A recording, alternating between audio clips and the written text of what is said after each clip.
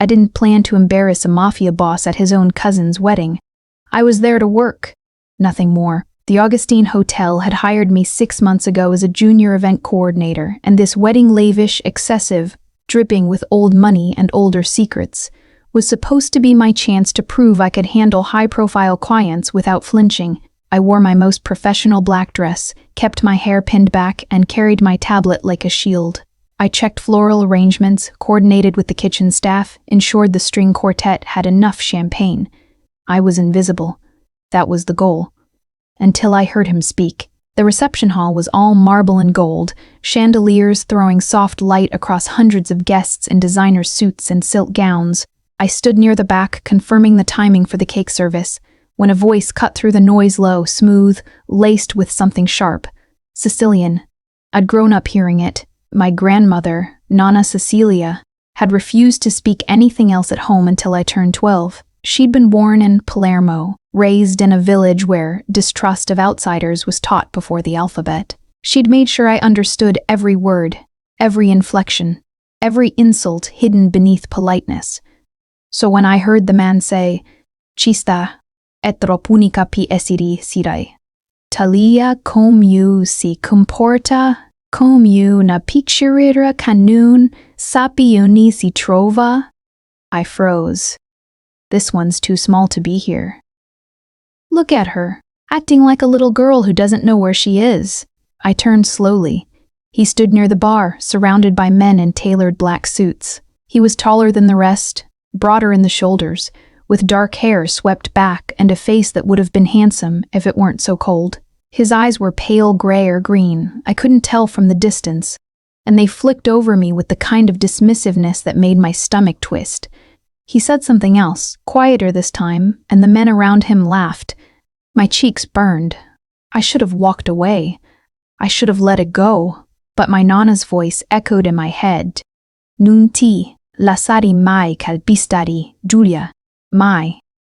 Never let yourself be trampled, Giulia. Never." I crossed the room before I could think better of it. "Excuse me," I said, my voice steady despite the hammering in my chest. "If you have concerns about the event staff, you're welcome to speak to my supervisor." He turned to me, one dark brow lifting. His expression didn't change. Still cool, still indifferent, but something flickered in his eyes. "I don't think you understood me," he said in English, his accent faint but unmistakable. "Capisco perfettamente," I replied. "I understand perfectly." The laughter around him died. His gaze sharpened, and for the first time, he looked at me, really looked, not through me, really looked, not past me, at me. "Siciliano?" he asked, his tone shifting into something unreadable. "Siciliano?" I confirmed, lifting my chin. "E na-na-na-na-na-nad, itsididida?" And I'm not a little girl. The silence that followed felt like standing on the edge of a cliff. One of the men beside him muttered something under his breath. Another shifted uncomfortably, but the man in the center, the one who'd mocked me, didn't move. He studied me the way someone might study a puzzle they hadn't expected to find. Then, slowly, he smiled. It wasn't warm. It wasn't kind. It was the smile of a predator who just found something interesting. "Kamuti Kayami?" he asked. "What's your name?" I hesitated. Something told me that answering him was a mistake, that this moment was a door I shouldn't walk through. But I'd already spoken. I'd already stepped into his line of sight. "Giulia," I said quietly. "Giulia," he repeated, testing the shape of it. Then he switched back to English. "You should be more careful, Giulia. Not everyone appreciates being corrected." Then maybe they shouldn't mock people in languages they assume no one else speaks. His smile widened, just slightly, and something cold slid down my spine. "Interessanti," he murmured. "Interesting." Before I could respond, my supervisor's voice cut through the tension. "Giulia, I need you in the kitchen now." I stepped back, my pulse racing, and forced myself to turn away. But I felt his gaze on me the entire walk across the room. I learned his name an hour later. Do you have any idea who that was? my supervisor hissed as we stood in the service hallway. Her face was pale, her hands shaking. That was Dante Vitale. The name meant nothing to me. He's the head of the Vitale family, she continued, her voice dropping to a whisper. One of the most powerful families in the city. You don't talk back to men like him, Julia. You don't even look at them unless they tell you to. My stomach dropped. I didn't know. It doesn't matter what you knew. She pressed her fingers to her temples. Just stay out of his sight for the rest of the night, please. I nodded, my throat tight. But when I returned to the reception hall to oversee the cake service, I saw him again. He was standing near the entrance, speaking to an older man in a gray suit. His posture was relaxed, his hands in his pockets, but there was something about the way everyone around him moved carefully, respectfully, fearfully, that made my skin prickle. And then, as if he felt me watching, he turned his head. Our eyes met across the room. He didn't smile this time. He just looked at me, steady and unblinking, and I felt the weight of it like a hand around my throat. Then he turned back to his conversation, and I forced myself to breathe. I didn't see him again that night. But when I left the hotel at midnight, exhausted and rattled, I found a black car idling at the curb. The back window rolled down. Dante Vitale looked out at me, his expression unreadable. "Julia," he said quietly. "Get in." I froze. "I'm fine walking," I said, my voice steadier than I felt. "I'm not asking." The door opened, and I realized with a cold, creeping certainty that my life had just changed in a way I didn't yet understand. I didn't get in the car. Not at first. I stood there on the sidewalk, my bag clutched against my ribs, staring at the open door like it was a mouth waiting to swallow me whole. Dante Vitale watched me from the back seat, his expression calm, patient.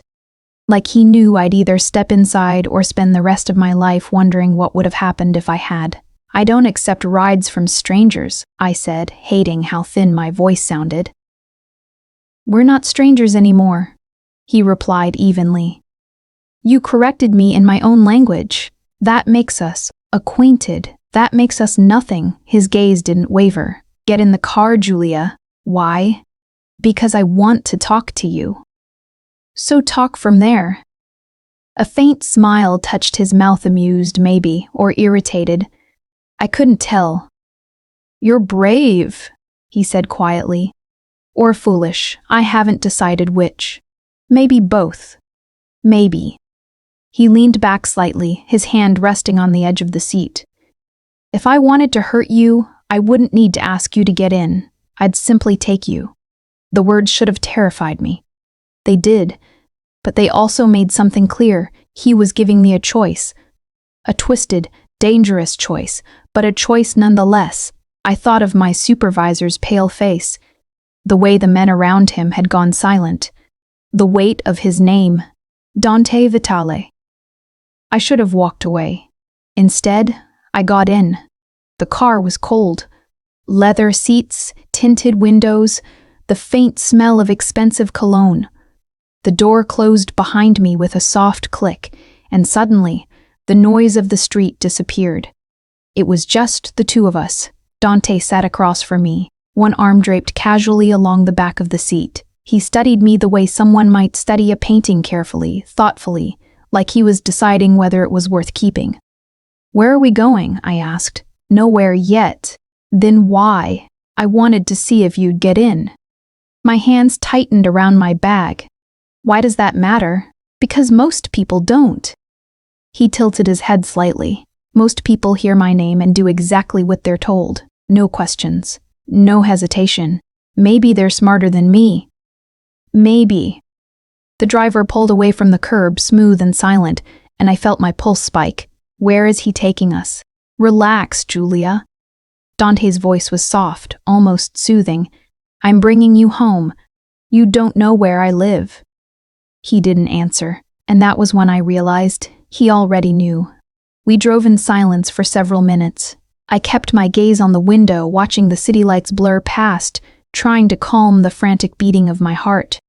Your grandmother, Dante said suddenly. Where was she from? I turned to him, surprised. Why do you want to know? Your Sicilian is old. Proper, the kind that's taught at home, not in the classroom. I hesitated. Palermo. What part? A village outside the city. I don't remember the name. He nodded slowly, as if that confirmed something. And she taught you to speak back, he said, to stand your ground. She taught me not to let people disrespect me. Even dangerous people? She didn't make exceptions. A faint smile crossed his face, genuine this time, I thought. I would have liked her. She would have hated you. He laughed, low and quiet, and the sound sent a strange shiver through me. Probably, he agreed. The car slowed and I realized we were on my street. My small, unremarkable street lined with old apartment buildings and corner stores that stayed open too late. The driver stopped in front of my building. I stared at Dante, my throat tight. How did you— I know a lot of things, Julia. He leaned forward slightly, his elbows resting on his knees, his gaze steady on mine. Your name, where you live, where you work, how long you've been in the city. That's necessary, he interrupted gently. You embarrassed me in front of my men. I needed to know who you were. And now you do. Now I do. I reached for the door handle, but his voice stopped me. One more thing.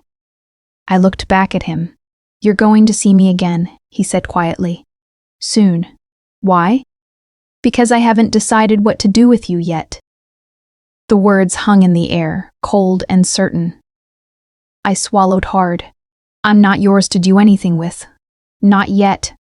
I pushed the door open and stepped out into the cold night air, my legs shaking.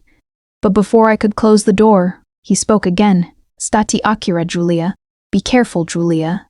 The door closed, and the car pulled away, disappearing into the darkness.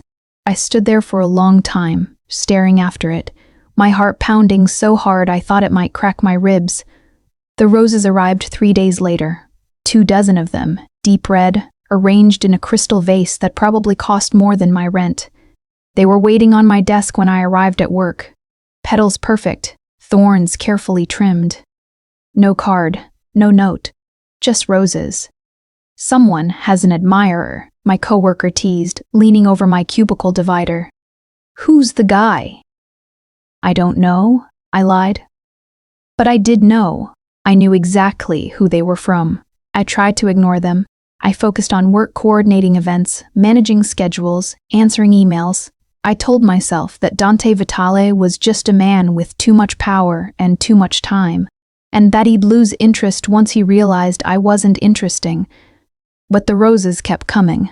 Every 3 days, a new arrangement appeared. My apartment. My desk. Once, sitting on the hood of my car in the parking garage, the vase somehow unbroken despite the freezing temperature, never with a card, never with an explanation, just roses. And the unspoken message beneath them, I know where you are. By the second week, my supervisor pulled me aside. Julia, she said carefully, her voice low, I don't know what's going on, but you need to be careful. I am being careful. No, she glanced toward the roses on my desk. You don't understand. Men like Dante Vitale don't send flowers because they're nice. They send them because they want something. I haven't done anything. It doesn't matter what you've done. Her hand tightened on my arm. It matters what he thinks you've done, or what he wants you to do. I pulled away gently. I'm fine, Julia, I'm fine. But I wasn't. The third week, the roses stopped. I told myself I was relieved. I told myself I was glad. But when I came home to my apartment that Friday night, exhausted and cold, I found something else waiting for me. A book. It sat on my doorstep, wrapped in brown paper, tied with black string. My hands shook as I picked it up. Inside was a collection of Sicilian poetry, old, leather-bound, the kind of book you'd find in an estate sale or a forgotten library. And on the first page, written in black ink, Pa quando si stancassi di fare finta che non mi pensi. For when you get tired of pretending you don't think of me. No signature. But I knew. I didn't sleep that night. I sat on my couch with the book in my lap, staring at the inscription, my mind racing. He was watching me. He knew where I lived, where I worked, what I did, and instead of feeling afraid, I felt something else. Something I didn't want to name. The next morning, I decided to confront him. I didn't know where he lived, but I knew where his family did business, a restaurant in the old district, upscale, exclusive, the kind of place where you needed a reservation months in advance. I walked in without one. The maître d' tried to stop me, but I pushed past him, ignoring his protests, my heart pounding. And there, in a private booth near the back, I saw him. Dante Vitale. He was alone, reading something on his phone, a glass of wine untouched in front of him. He looked up as I approached, and his expression didn't change, didn't surprise, didn't harden. He just looked at me, like he'd been expecting me. "Julia," he said quietly, "sit." I don't want to sit, then stand. I crossed my arms, trying to steady my breathing. "You need to stop." Stop what? The flowers. The book. All of it. He set his phone down, his gaze never leaving mine. "Why?" "Because it's," I fumbled for the word, "it's invasive." "Is it?" "Yes." He leaned back, studying me. "You came all the way here to tell me that?" "Yes." "Then you're thinking about me." I froze. "If you weren't," he continued, his voice soft, "you would have thrown the roses away. You would have ignored the book. But you didn't. You kept them, and now you're here. I'm here to tell you to leave me alone." "No," he said gently. "You're here because you want to know why I'm not." The truth of it hit me like a slap. I opened my mouth, but no words came. Dante stood slowly, and suddenly the space between us felt impossibly small. "You're afraid of me," he said quietly, "but not for the reason you think. I'm not afraid of you." "Yes, you are." He stepped closer, and I forced myself not to move. "You're afraid because you don't understand why I matter to you, why you haven't told anyone, why you haven't run." You're afraid," he continued, his voice dropping, "because part of you wants to stay." I stared at him, my chest tight, my pulse racing. "You don't know me," I whispered. "Not yet." He reached out slowly, and I felt his fingers brush against my wrist, barely a touch, but it burned. "Va via, Julia," he murmured. "Go, Julia," he murmured. "Go, Julia." "What?" "If you want me to stop, leave now, don't come back, forget my name." I didn't move. "But if you stay," he said quietly, his gaze locked on mine, "then you're choosing this. You're choosing me." I should have left. I should have walked out of that restaurant and never looked back. But I didn't. I stood there trembling, and I didn't move. And Dante Vitale smiled. I sat down. I didn't mean to. My legs simply gave out, folding beneath me as I sank into the leather booth across from him. My hands were shaking, so I pressed them flat against the table, trying to anchor myself. Dante watched me, his expression unreadable. "Wine?" he asked. "I don't drink." "Coffee, then." He gestured to someone I hadn't noticed. A server, silent and efficient, who appeared at the table within seconds. Dante murmured something in Italian and the man disappeared. We sat in silence. I didn't know what to say. I didn't know what I was doing here. "You're angry," Dante said finally. I'm confused. "About?" "All of it." I looked at him, forcing myself to meet his gaze. "Why me?" "You don't know me." "I'm nobody." "You're not nobody." "You're not nobody." "I work in event planning. I rent a studio apartment. I take the bus to work." My voice cracked slightly. "I'm nobody to someone like you." Dante leaned forward, resting his elbows on the table, his gaze steady. "You stood in a room full of dangerous men," he said quietly, "and you didn't flinch. You heard me insult you, and instead of shrinking, you answered back. In my language. without hesitation. That doesn't. Most people spend their entire lives trying not to be seen by men like me, he continued. You walked straight toward me. You made yourself visible. Do you understand how rare that is? I swallowed hard. Maybe I was just stupid. Maybe. A faint smile touched his mouth. But I don't think so. The server returned with a silver tray espresso for me, another glass of wine for him. I wrapped my hands around the small cup, grateful for the warmth. I didn't ask for this, I said quietly. I know. Then why are you doing it? He was silent for a long moment, his fingers tracing the rim of his glass. Because I want to, he said finally. That's not an answer. It's the only one I have. I stared at him, searching his face for something: guilt, amusement, cruelty. But all I saw was calm certainty. What do you want from me? I asked. I don't know yet. That's not reassuring. I'm not trying to reassure you. He lifted his glass, his gaze never leaving mine. I'm trying to be honest. We talked for an hour, or rather, he asked questions, and I answered. Where I grew up, how I learned Sicilian, why I came to the city, what I wanted. I tried to ask him questions in return, but he deflected them smoothly, turning the conversation back to me with the skill of someone who'd spent a lifetime avoiding scrutiny. You're good at this, I said finally. At what? Making people feel like they matter? He tilted his head slightly. You think I'm pretending? I think you're practiced. Maybe. He set his glass down. Or maybe I'm just interested. In me. Yes. The word hung between us, simple and heavy. I looked away, my cheeks burning. I should go, I said, reaching for my bag. Not yet. Dante, stay. His voice was quiet but firm. Please, I froze, my hand on the strap of my bag. He'd said please. I didn't know why that mattered, but it did. I sat back slowly and he nodded, satisfied. I need you to understand something, he said after a moment. What? The world I live in, it's not kind, it's not safe. And once you're part of it, even at the edges, you can't simply walk away. I'm not part of it. You are, now. His gaze was steady, unflinching. The moment you spoke to me, you became visible.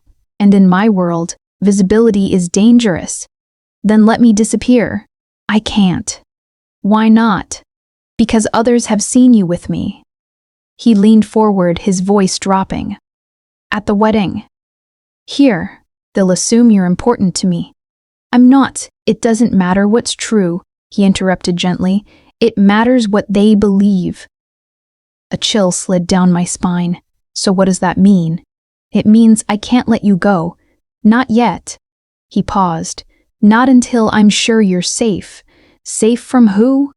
From everyone. I stared at him, my pulse racing. You're saying I'm in danger because I talk to you? Yes. That's insane. That's my life. I stood abruptly, my chair scraping against the floor. I didn't ask for this. I didn't ask for any of this. I know. Then fix it. I'm trying. By sending me flowers? My voice rose. By watching me? By dragging me into something I don't understand? Dante stood as well, and suddenly the space between us felt suffocating. I'm protecting you, he said quietly. I don't need your protection. Yes, you do. His gaze was hard now, unyielding. You just don't know it yet. I turned to leave, but his hand closed around my wrist. Not rough, but firm enough to stop me. Julia. I looked back at him, my breath catching. I know this is frightening, he said, his voice softer now. I know you didn't choose this, but I'm asking you to trust me. I don't even know you. Then let me show you. I pulled my wrist free, my heart pounding. I need to think. All right, alone.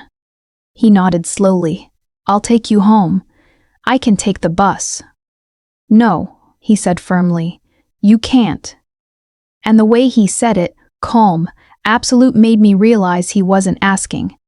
The drive back to my apartment was silent. I sat as far from him as the back seat would allow, my arms crossed, my gaze fixed on the window. But I felt him watching me. When we stopped in front of my building, I reached for the door handle, but his voice stopped me. "Julia." I didn't turn around. "I meant what I said," he continued quietly.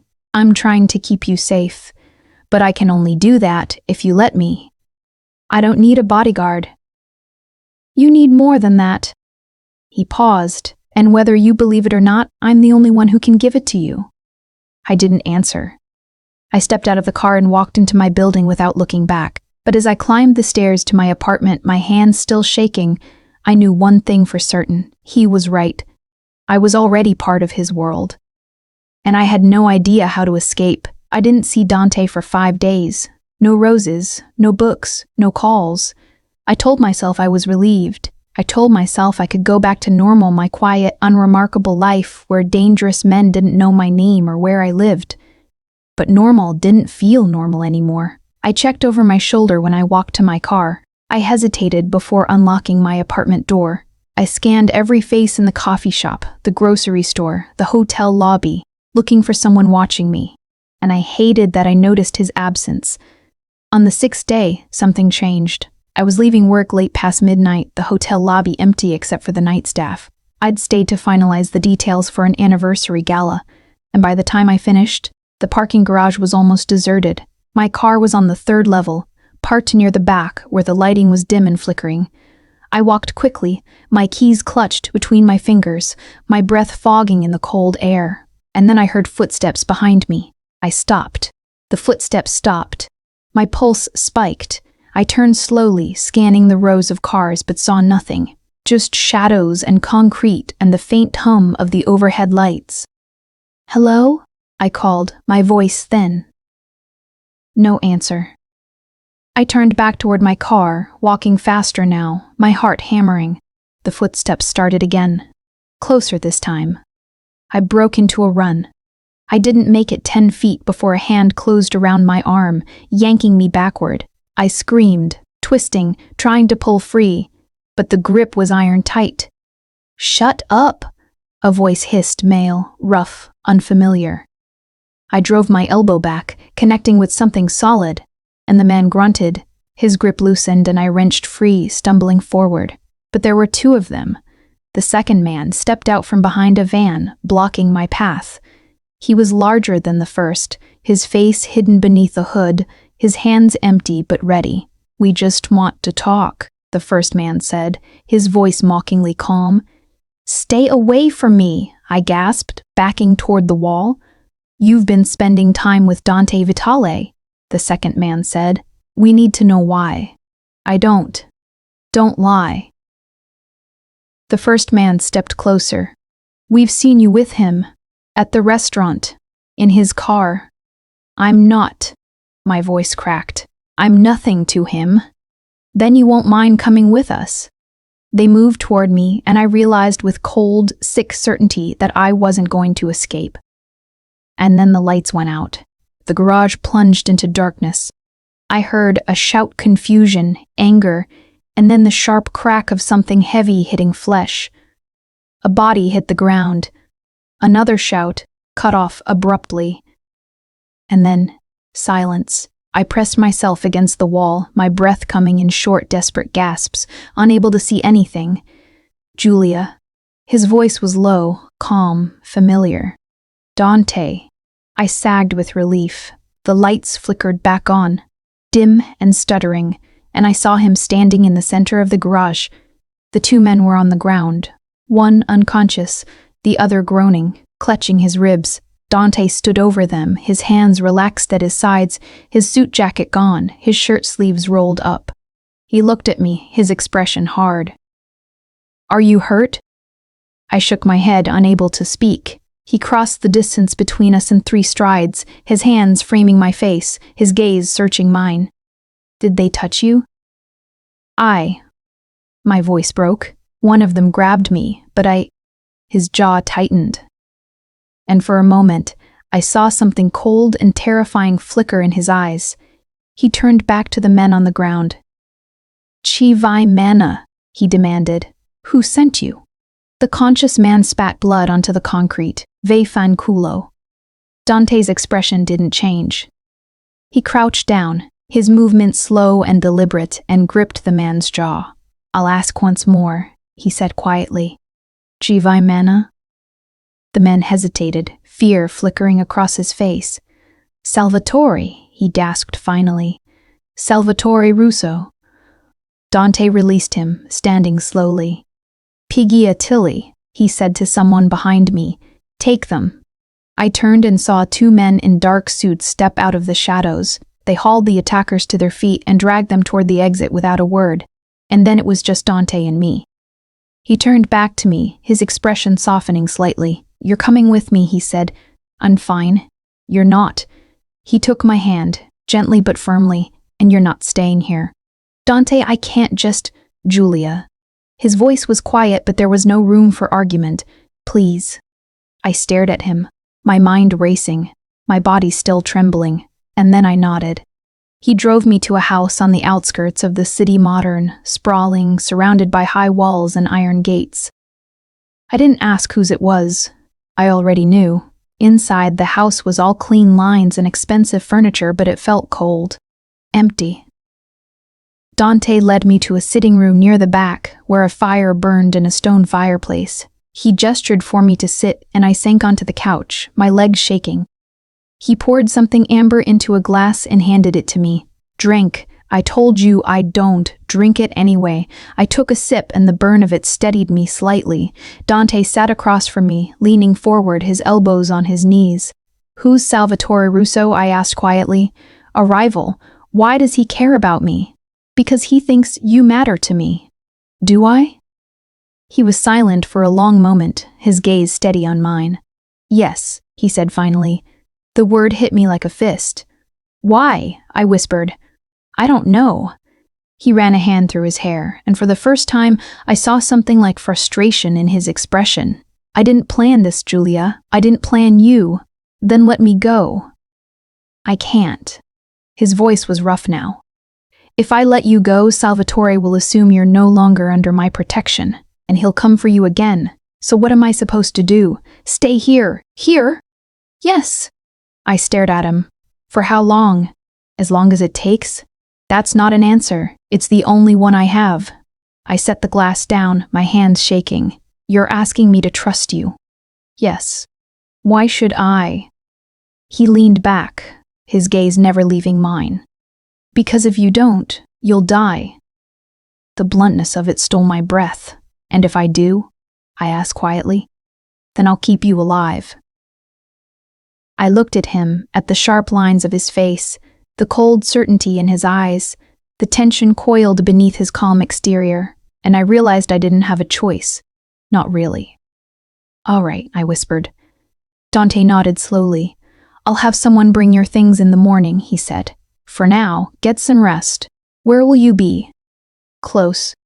He stood and crossed to the door, but I stopped him. "Dante." He turned. "Thank you," I said quietly. "For tonight."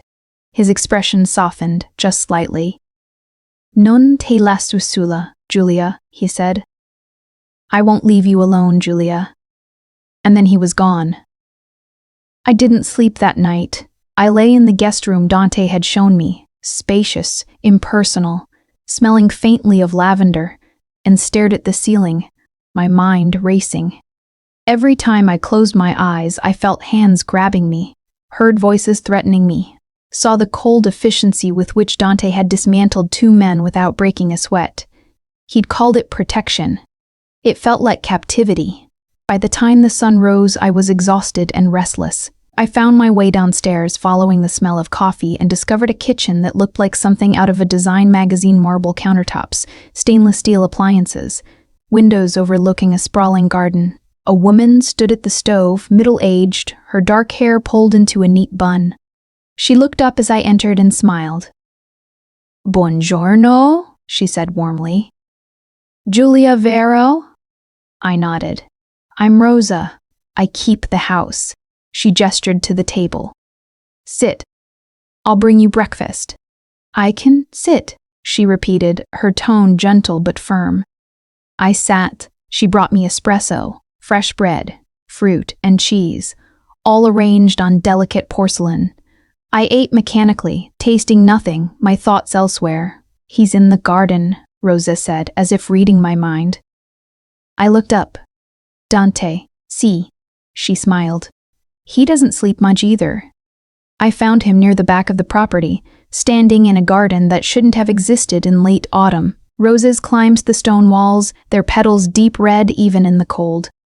Herb beds lined the paths, their scents sharp and clean. A fountain stood at the center, water trickling softly. Dante stood beside it, his hands in his pockets, his gaze distant. He turned as I approached, and something in his expression shifted, softened. "You're awake?" he said. I couldn't sleep. Neither could I. We stood in silence for a moment, the only sound the fountain and the distant hum of the city beyond the walls. "This is beautiful," I said finally. "My mother planted it." His voice was quiet. "Before she died." I looked at him surprised. He'd never mentioned his mother before. "She loved roses," he continued, "said they were the only beautiful thing in an ugly world." "Do you believe that?" He was silent for a long moment. "I used to," he said finally. We walked through the garden together, and for the first time, he didn't feel like a stranger. He told me about his mother, how she died when he was 16, how his father had hardened after her death, how he'd been groomed to take over the family business before he understood what it truly meant. "I didn't want this life," he said quietly. "Not at first." "What changed?" I realized I didn't have a choice. He glanced at me. "The moment I was born, my path was set. I could either accept it or destroy my family trying to escape. So you accepted it." "Yes." "Do you regret it?" He stopped walking, his gaze distant. "Every day." The honesty of it startled me. Then why not leave? Because leaving doesn't erase what I've done. He turned to me, his expression hard. "I've hurt people, Julia. I've killed people. I've made choices that most people couldn't live with. Then why tell me? Because you should know who I am." His voice was rough now. "You should know what you're involved in." I stared at him, my chest tight.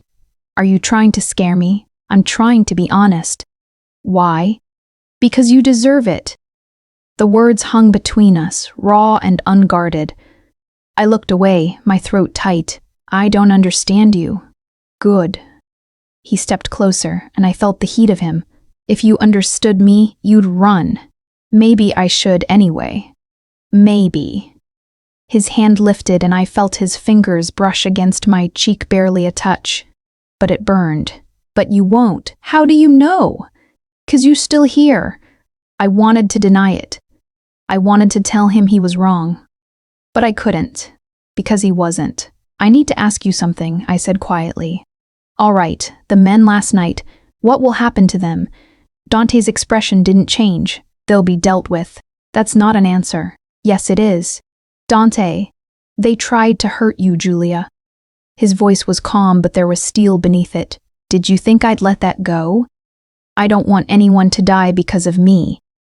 "They won't die because of you," he said. "They'll die because they made a choice. They knew the consequences. And that makes it okay?" "No." He stepped closer. "But it makes it necessary." I turned away, my stomach twisting. "I can't do this," I whispered. "Do what? Live in a world where people die because they looked at me the wrong way?" "You already do." His voice was quiet. "You just didn't know it." I looked back at him, and the truth of it settled over me like a weight. He was right. I'd already crossed a line I couldn't uncross. "I'm afraid," I said finally. "Of me? Of this?" I gestured around us. "Of what it means. Of what I'm becoming." "You're not becoming anything," he said gently. "You're just seeing the world as it is. And what if I don't want to see it?"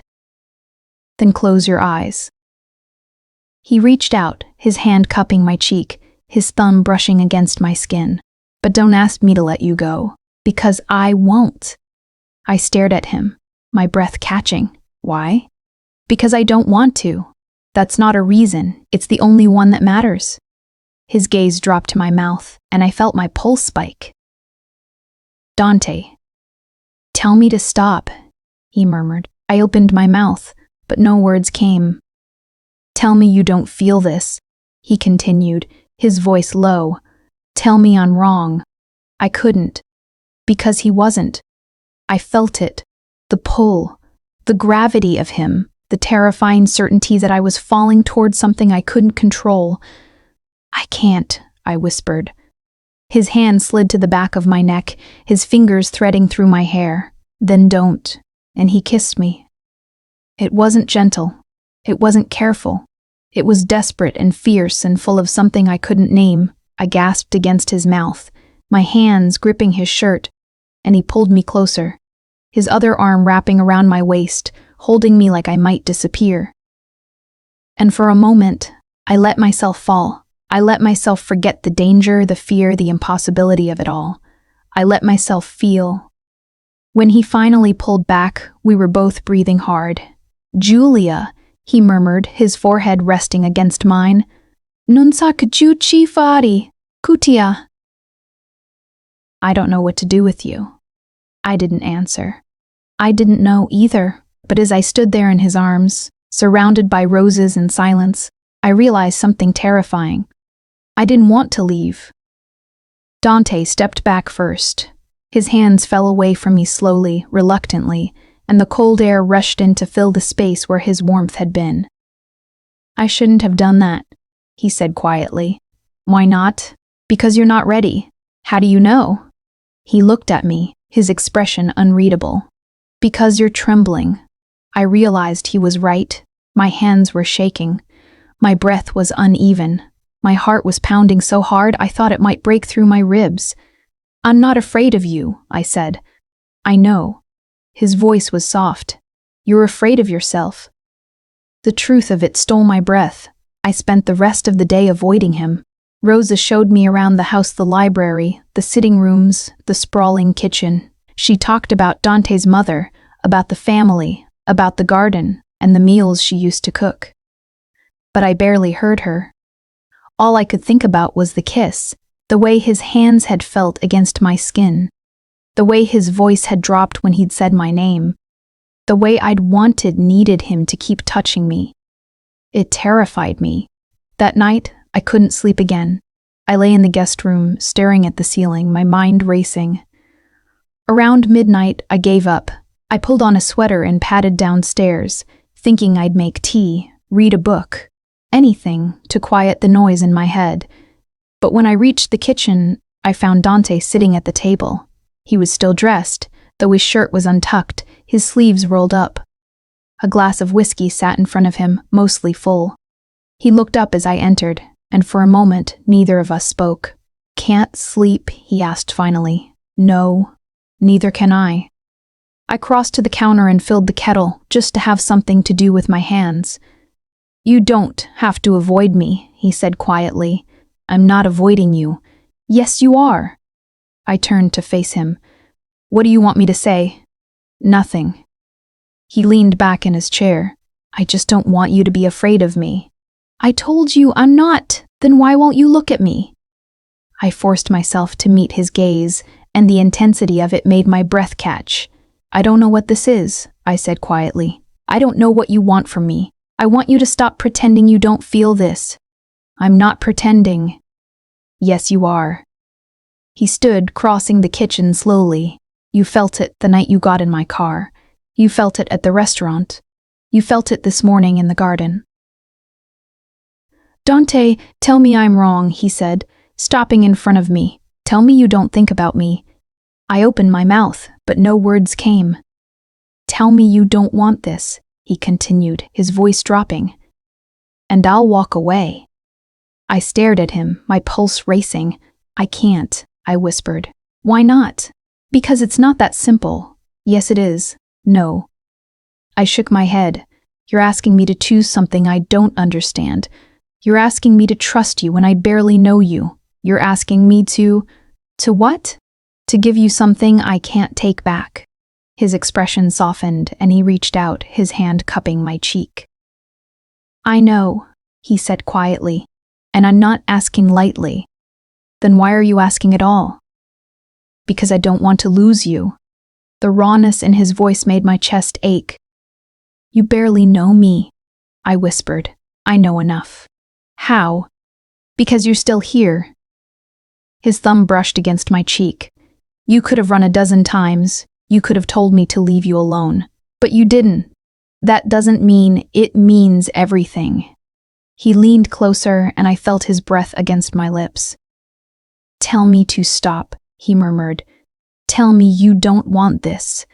I couldn't, because I did want it. I wanted him, and that terrified me more than anything. This time when he kissed me, it was different. Slower, deeper, like he was memorizing the shape of me. I gasped against his mouth, and his hands slid to my waist, pulling me closer. I gripped his shirt, my fingers twisting in the fabric, and he made a low sound in his throat that sent heat flooding through me.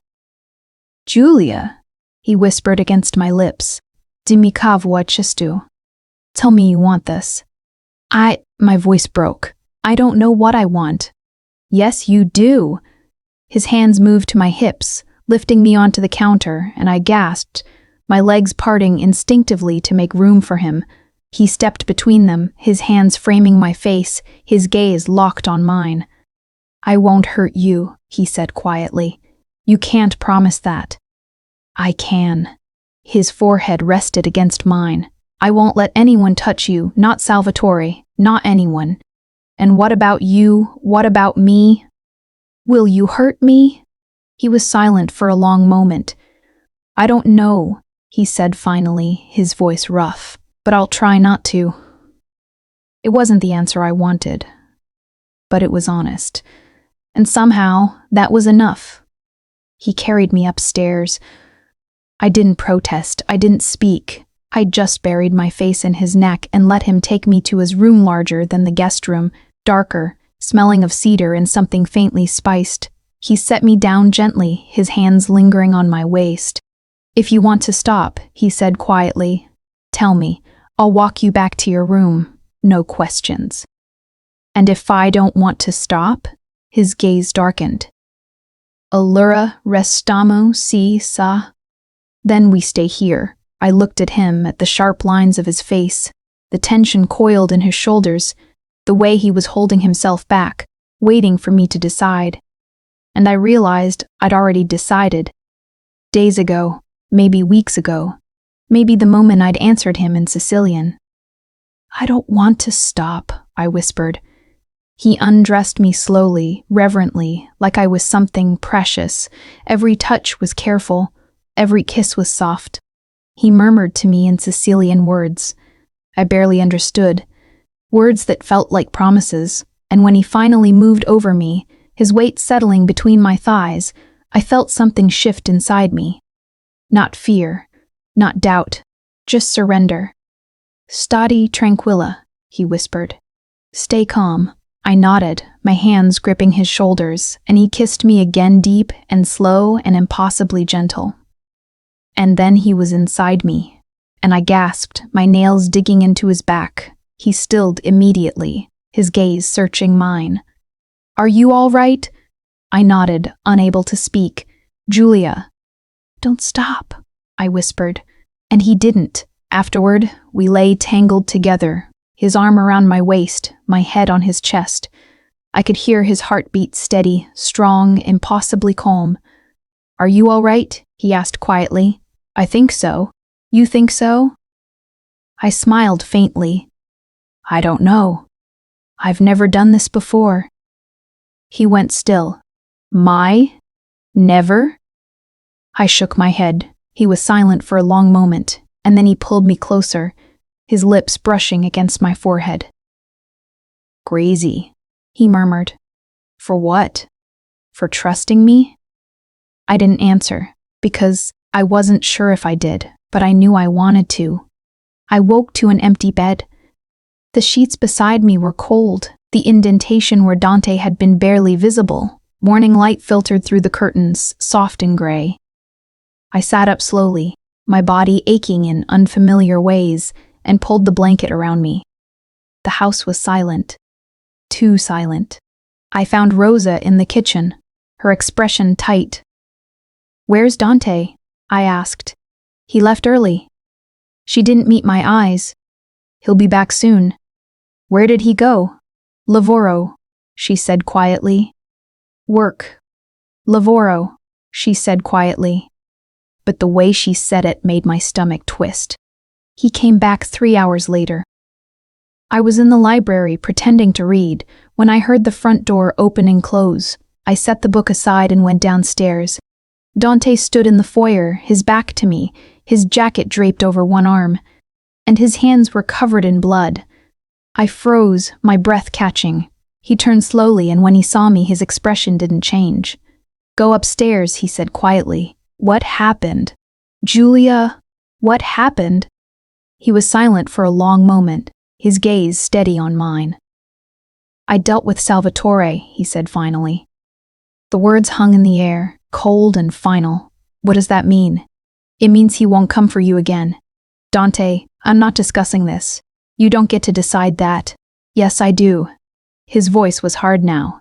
"You wanted to be safe. I made you safe." "By killing him?"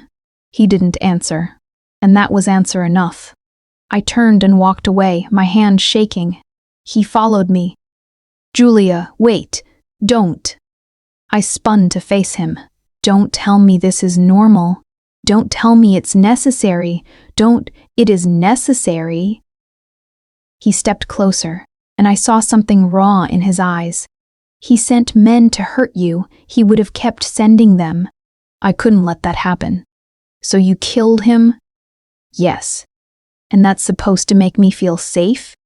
It's supposed to keep you alive?" I stared at him, my chest tight. "I can't do this," I whispered. "Yes, you can." "No." I shook my head. "I can't be with someone who what?" he interrupted. "Who protects you? Who makes sure you don't end up in a ditch somewhere because a rival decided you were a weakness? Who kills people? I've always killed people, Julia." His voice was quiet now, almost gentle. "Last night didn't change that. It just made you see it." I turned away, my throat tight. "I need time," I said. "You don't have time. Dante, there are others like Salvatore," he continued, "men who will see you as a target, and if I'm not here, if you leave, they'll come for you. Then let them." "No." The finality of it made me flinch. "You don't own me," I said quietly. "I know." He stepped closer, and I felt his hand on my shoulder. "But I'm not letting you go." I spent the rest of the day alone. I couldn't look at him. Couldn't bear the weight of what he'd done. For me. Because of me. That night, I stood in the garden, staring at the roses. They were beautiful, perfect, even in the cold. But all I could think about was the blood on his hands. "Julia." I turned. Dante stood at the edge of the garden, his hands in his pockets, his expression unreadable. "I'm sorry," he said quietly. "For what? For frightening you?" "You didn't frighten me." "Yes, I did." I looked away. "I don't know how to do this." "Do what?" "Love someone who's capable of." I stopped, unable to finish. "Killing?" I nodded. He crossed the garden slowly, stopping in front of me. "I don't expect you to," he said quietly. "I don't expect you to understand it, or accept it. I just need you to believe one thing." "What?" "That I would do anything to keep you safe." His hand lifted, and I felt his fingers brush against my cheek. "Anything, Julia, even if it costs me everything." I stared at him, my chest aching. "I don't want it to cost you anything," I whispered. "It already has." "What do you mean?" He was silent for a long moment. "I was supposed to marry someone else," he said finally. "A woman from another family. It was arranged years ago." My stomach dropped. "What?" "I broke the engagement 3 days ago." "Why?" "Because of you." The words hit me like a blow. "Dante, I told them I wouldn't go through with it," he continued. "That I'd found someone else. You shouldn't have done that. I know. You've put yourself in danger. I know. Then why? Because I don't want her." His gaze was fierce now, unyielding. "I want you." I stared at him, unable to speak. "I know it's selfish," he said quietly. "I know I'm asking too much. But I can't let you go, even if it destroys you. Even then." I kissed him. I didn't mean to. I didn't plan it. But I couldn't stand the distance between us anymore. He made a low sound against my mouth, his arms wrapping around me, pulling me closer. "Julia," he murmured, "Tai Vogue you. I want you." "I know," I whispered. "Nun tai lasari." "Don't leave me." "I won't." He lifted me into his arms and I buried my face in his neck, breathing him in, and as he carried me back to the house, I realized something terrifying. I wasn't afraid of him anymore. I was afraid of how much I needed him. The next morning, everything changed. I woke to the sound of shouting downstairs, loud, angry, in rapid Italian I couldn't quite follow. I dressed quickly and hurried down. Dante stood in the foyer, facing 3 men in dark suits. His posture was tense, his jaw tight, and even from the stairs I could feel the danger in the air. One of the men saw me and sneered. "Ci sta et? This is her?" Dante's hand shot out, grabbing the man by the collar. "Attento," he said quietly. "Careful." The man raised his hand, stepping back. "We're not here to hurt her," another man said, his voice smoother. "We're here to talk." "About what?" "About the mess you've made." Dante's expression didn't change, but I saw his shoulders tighten. "Get upstairs," he said to me without looking. "No." He turned, his gaze sharp. "Julia, I'm not leaving. This doesn't concern you. It does if it's about me." The smooth-voiced man smiled. "She's bold. I see why you like her." Dante's jaw clenched. "Say what you came to say, Luca." Luca gestured around the room. "You broke your engagement. You killed Salvatore. You've made an enemy of his family. All for a woman who's not even part of our world. She is now, is she?" Luca's gaze slid to me. "Does she understand what that means? The danger? The obligations? She understands enough. Does she understand that staying with you could get her killed?" "Yes," I said before Dante could answer. Luca looked at me, surprised. "I understand," I continued, my voice steady despite my racing heart. "I understand that being with him is dangerous, that people like you see me as a weakness, that I'm a target, and yet you're still here. Yes. Why?" I looked at Dante and his gaze softened. "Because I choose to be," I said quietly. Luca studied me for a long moment, then laughed low and humorless. "You're either very brave or very stupid. Maybe both." He shook his head. "Dante, I hope you know what you're doing." "I do." "Then you'd better be ready for the consequences." Luca turned toward the door and the other men followed. "Salvatore's brothers are already moving. They'll come for her, and when they do, you'd better hope you're strong enough to stop them." The door closed behind them, and the silence that followed felt suffocating. Dante turned to me, his expression hard. "You shouldn't have come down. They were talking about me." "That doesn't mean I'm not hiding anymore, Dante." I crossed my arms. "If I'm going to be part of your world, I need to know what's happening. You're not part of my world." "Yes, I am." I stepped closer. "You made me part of it the moment you decided I mattered." He stared at me, something unreadable flickering in his eyes. "I'm trying to protect you," he said quietly. "I know." "Then let me." "I am." I reached for his hand and he let me take it. "But I need you to let me protect myself too." "How?" "By telling me the truth. All of it." He was silent for a long moment, then nodded. "All right." We sat in the library and he told me everything. About Salvatore's brothers, 3 of them, each more dangerous than the last. About the alliances shifting in the city, the families choosing sides, the quiet war brewing beneath the surface. About the woman he'd been engaged to, Alessandra, daughter of a powerful family in Naples, and the fury her father had unleashed when Dante broke the contract. He's called for a meeting, Dante said. In 3 days. He wants me to explain myself. What will you tell him? The truth? That you chose me over his daughter? Yes. I stared at him. That's going to start a war, I know. And you're willing to risk that? Yes. Why? He looked at me, his gaze steady. Because you're worth it. That night, I couldn't sleep. I lay beside Dante listening to his breathing, my mind racing.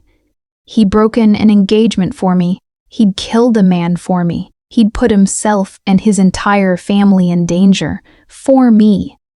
And I didn't know if I was strong enough to carry that weight. The next morning, I made a decision.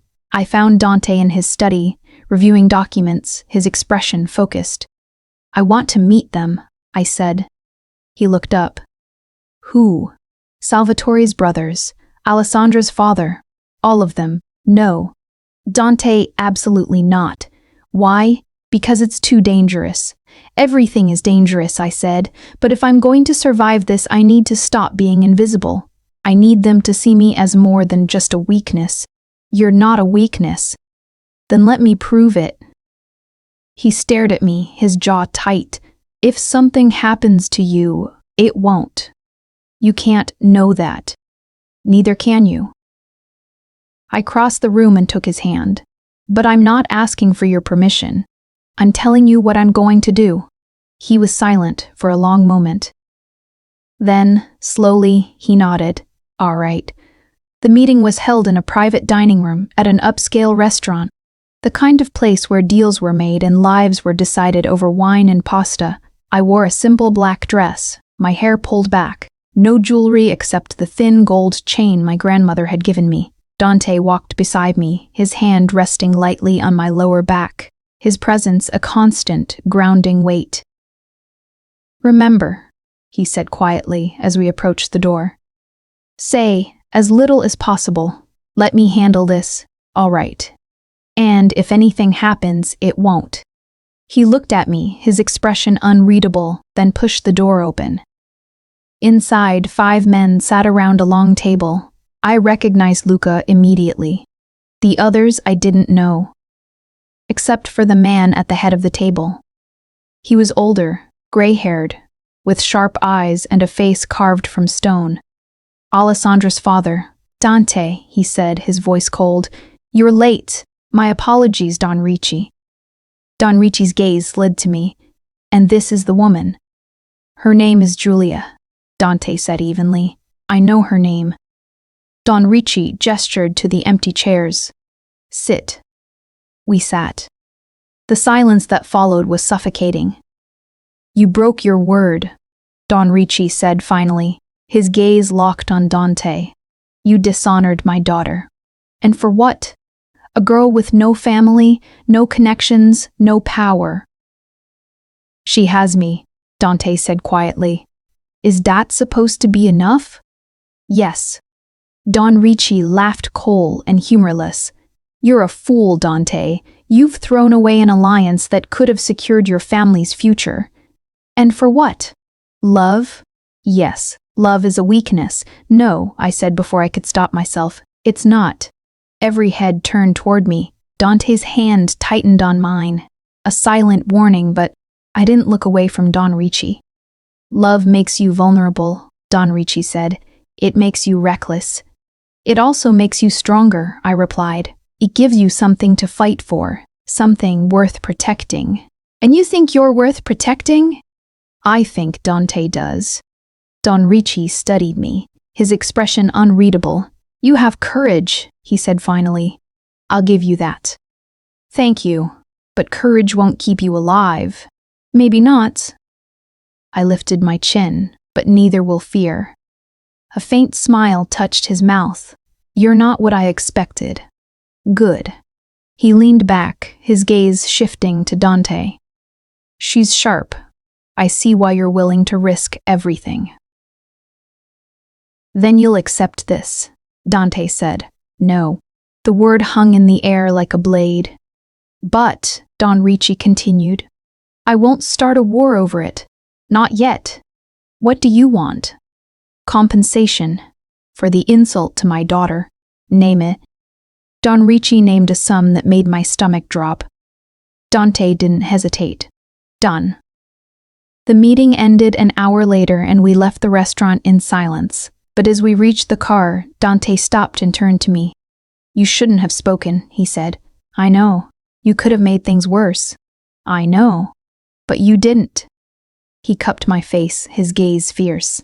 You made them see you. Is that a good thing? Yes. He kissed me, slow and deep and full of something I couldn't name. Ti amo, he murmured against my lips. I love you. I stared at him, my breath catching. You don't have to say it back, he continued. I just needed you to know. Dante, I mean it, Julia. I love you, and I'm not letting you go. I kissed him again, my hands gripping his shirt, and whispered, I love you too. 3 months later. The war Don Ricci had threatened never came. Salvatore's brothers made one attempt, a single, failed attack that ended with 2 of them dead and the 3rd fleeing the city. Dante's family accepted me slowly, reluctantly. But they accepted me, and I learned to live in his world. It wasn't easy, it wasn't safe, but it was mine. I stood in the garden, surrounded by roses, watching the sun set over the city. Dante came up behind me, his arms wrapping around my waist, his chin resting on my shoulder. Regret it yet, he murmured. Every day. He laughed, soft and warm. Liar. I turned in his arms, my hands resting on his chest. I love you, I said. I know, even though you're dangerous. Because I'm dangerous. I smiled. Maybe. He kissed me, slow and sweet, and I felt the weight of the past months settle into something softer. Not gone. Not forgotten. But bearable, and in the distance, beyond the walls and the roses and the fading light, the city hummed with life dangerous, unpredictable, unforgiving. But I wasn't afraid anymore. Because I wasn't afraid anymore. Because I wasn't alone.